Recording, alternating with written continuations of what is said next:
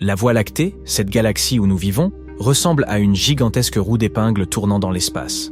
Il s'agit d'une galaxie spirale apparue il y a environ 14 milliards d'années. Elle est remplie de beaucoup de choses. Des étoiles, des nébuleuses, qui sont des nuages de poussière et de gaz, des planètes, des astéroïdes. Toi et moi, tes parents, et ce gamin bordélique au bout de la rue, tu saisis l'idée.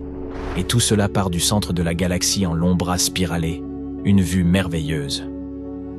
La Voie lactée mesure environ 100 000 années-lumière, et il faut à notre Soleil, ainsi qu'à tout le système solaire, 250 millions d'années pour effectuer une révolution autour du centre de notre galaxie.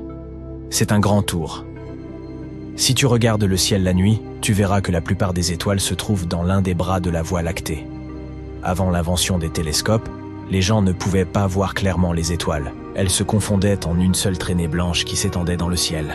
On aurait dit une rivière de lait. C'est ainsi que le nom de notre galaxie est apparu. Passons maintenant aux nouvelles les plus récentes et les plus passionnantes. Une équipe internationale de scientifiques a découvert quelque chose qu'elle n'avait jamais vu auparavant, caché au centre de la Voie lactée. Il s'agit d'un code Morse. Notre galaxie essaie-t-elle de communiquer avec nous? Au début des années 80, les astronomes ont découvert des filaments géants unidimensionnels qui pendaient verticalement près de Sagittarius A astérisque. Il s'agit du trou noir supermassif central de notre galaxie. Récemment, un nouveau type de filament a été découvert.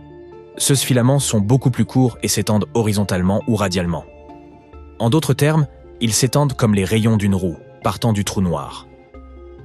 Il est intéressant de noter que, même si les deux types de filaments présentent certaines similitudes, les chercheurs considèrent qu'ils ont très probablement des origines différentes. Les filaments verticaux s'étendent à travers la galaxie, atteignant une hauteur de 150 années-lumière. Les filaments horizontaux, quant à eux, ressemblent aux tirets et aux points du code Morse. Les scientifiques ont été très enthousiastes lorsqu'ils ont fait cette découverte.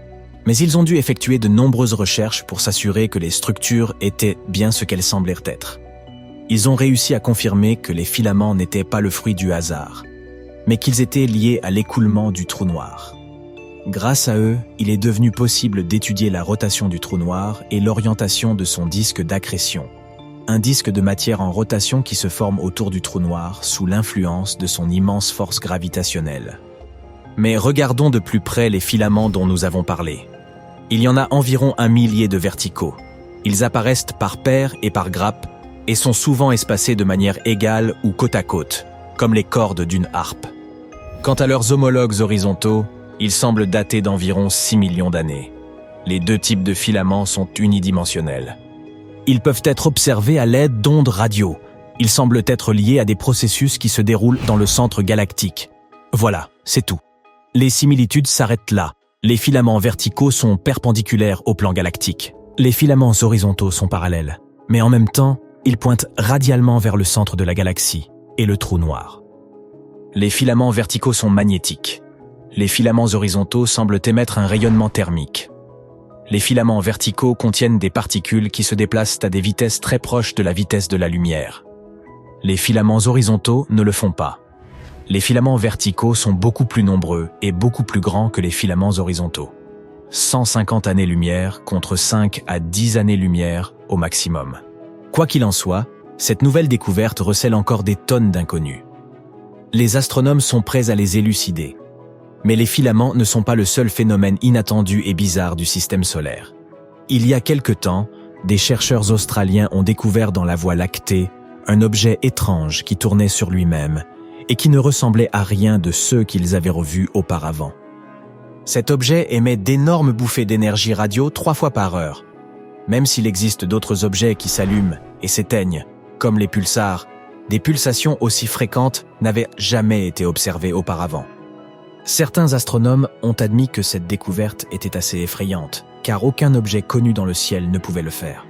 Des équipes de chercheurs ont commencé à travailler sur cette question et ont découvert que l'objet se trouvait probablement à 4000 années-lumière de la Terre. Il est également très brillant et possède un champ magnétique incroyablement puissant. Et pourtant, si tu fais tous les calculs, pas moi, tu découvriras qu'il n'est pas censé avoir assez de puissance pour produire de telles ondes radio toutes les 20 minutes.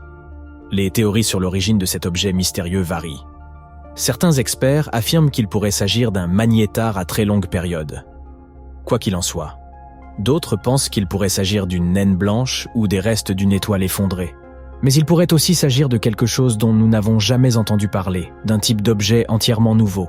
Mais une chose est sûre, les astronomes ont réussi à observer le signal sur une large gamme de fréquences. Cela signifie qu'il a une origine naturelle et qu'il ne s'agit pas d'un objet artificiel. La Voie lactée recèle un autre mystère. Que veux-tu, c'est un endroit mystérieux. Il y a une quinzaine d'années, les astronomes ont lancé le télescope spatial Fermi à rayons gamma. Les rayons gamma sont une forme de lumière incroyablement énergétique. C'est pourquoi, lorsque tu observes le ciel avec un télescope à rayons gamma plutôt qu'avec tes propres yeux, la différence est spectaculaire. Ainsi, lorsque les astronomes ont commencé à utiliser le télescope, ils ont remarqué que le centre de notre galaxie émettait beaucoup plus de rayons gamma que, par exemple, sa périphérie. En d'autres termes, quelque chose brille incroyablement fort en plein milieu de la Voie lactée. Mais, ce qui laisse le plus perplexe, c'est que personne n'a pu trouver d'explication plausible à ce phénomène depuis près de 10 ans. Certains astronomes ont suggéré que la région centrale de la Voie lactée brillait avec une telle intensité parce que la matière noire y était détruite. Bien que personne n'ait jamais observé l'annihilation de la matière noire, les scientifiques émettent des hypothèses sur ce phénomène depuis longtemps. Naturellement, nous ne pourrions pas voir la matière noire elle-même, mais le processus pourrait produire le rayonnement que le télescope à rayons gamma a repéré.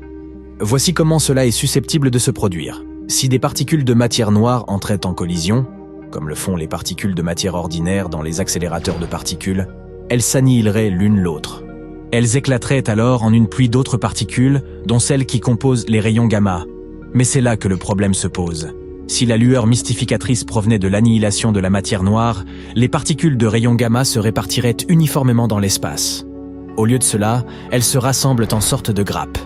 C'est pourquoi, à la grande déception de ces nombreux partisans, la théorie fondée sur la matière noire n'a pas été retenue.